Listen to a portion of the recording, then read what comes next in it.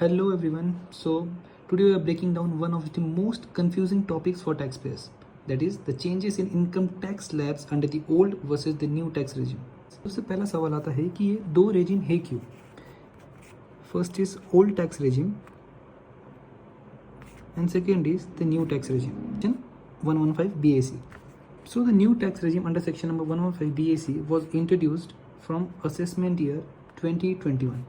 It offers lower tax rate but removes most deductions like ATC, HRA, etc. Now let's discuss the old tax regime and the new tax regime.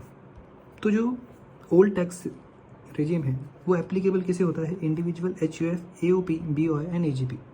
इसके अलावा old tax regime can be opt by resident and non resident. ये दोनों अगर चाहे तो वो tax regime को opt कर सकते हैं. अब इसके स्लैब रेट्स देखिए तो इसके अंदर डिपेंड करता है पहले तो इंडिविजुअल के केस में आपकी एज कितनी. अगर आपकी एज अप टू 59 है then whether you are resident और यू आर नॉन रेसिडेंट आपके लिए यही टैक्स स्लैब रेट एप्लीकेबल होगी. That is up to 2.5 lakh nil, 2.5 lakh to 5 lakh 5%, 5 lakh to 10 lakh 20% and greater than 10 lakh is 30%. Now अगर आप रेसिडेंट हो एंड आपकी एज 60 से लेकर 79 तक है तो आपके लिए जो स्लैब रेट्स है that is up to 3 lakh nil, 3 lakh to 5 lakh 5%, 5 lakh to 10 lakh 20% and greater than 10 lakh is 30%. If you are a resident and अगर आपकी एज 80 या उससे ज़्यादा है तो आपके लिए जो स्लैब रेट्स है under the old tax regime is 5 lakh तक nil, 5 lakh to 10 lakh 20%, greater than 10 lakh is 30%. ये जो मैंने आपको कहा ये है old tax regime.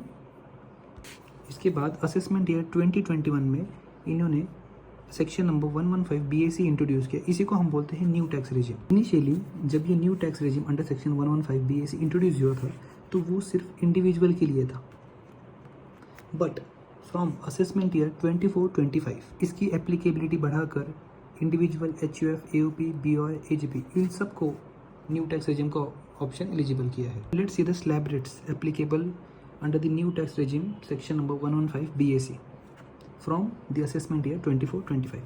Up to 3 lakhs is nil, 3 lakh to 6 lakhs 5%, 6 lakh to 9 lakhs is 10%, 9 lakhs to 12 lakh is 15%, 12 lakhs to 15 lakhs is 20%, greater than 15 lakh is 30%. इस new tax regime में आपको सैलरी का जो standard deduction मिलता है वो 50,000 ही इन्होंने रखा था. अब जो न्यू टैक्स रेजिम था उसे इन्होंने अमेंड किया है with effect from assessment year 25-26.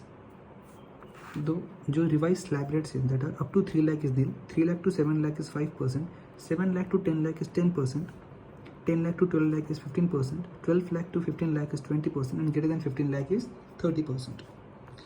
इसमें एक और चीज़ चेंज हुई है. जो सैलरी का आपको स्टैंडर्ड डिडक्शन 50,000 था उसे बढ़ाकर 75,000 कर दिया है. अब ये जो न्यू टैक्स रेजिम है अंडर सेक्शन नंबर 115 BAC इसमें आपको मिलता है रिबेट. रिबेट का मतलब क्या है कि अगर इतने अमाउंट तक आपकी इनकम होगी तो आपको टैक्स नहीं लगेगा. सो रिबेट जो आपको मिला है वो है 7 लाख रुपीज़ तक. मतलब इन दोनों सेक्शन में 7 लाख रुपीज़ तक का अगर आपकी इनकम होगी तो आपको टैक्स नहीं लगेगा. बहुत सारे लोग ये बोलेंगे कि एक्चुअल में उन्होंने 7.5 लाख का पढ़ा है. तो सिंपल है, सैलरी का स्टैंडर्ड डिडक्शन होता है 50,000 का. बहुत सारे लोग उसको इसके अंदर इंक्लूड कर देते हैं इसलिए वो 7,50,000 हो जाता है. जबकि जो बंदा ओल्ड टैक्स रेजिम को ऑप्ट करता है उसके लिए जो रिबेट है that is 5 lakh rupees. 5 lakh रुपए तक की अगर आपकी इनकम होगी और आपने अगर ओल्ड टैक्स रेजिम को ऑप्ट किया है तो आपको टैक्स नहीं लगेगा. सो अगर हम कंपेयर करें old tax regime versus the new tax regime तो सिंपल है. ओल्ड रेजिम में आपको जो टैक्स रेट है वो हायर है बट यहाँ पे आपको डिडक्शंस मिलते हैं, जबकि न्यू रेजिम में आपकी जो टैक्स रेट है दैट आर लोअर बट आपको यहाँ पर डिडक्शंस नहीं मिलेगी. सो डाउट आता है हु शुड चूज व्हाट. आपको अभी क्या चूज़ करना चाहिए, ओल्ड टैक्स रेजिम या न्यू टैक्स रेजिम?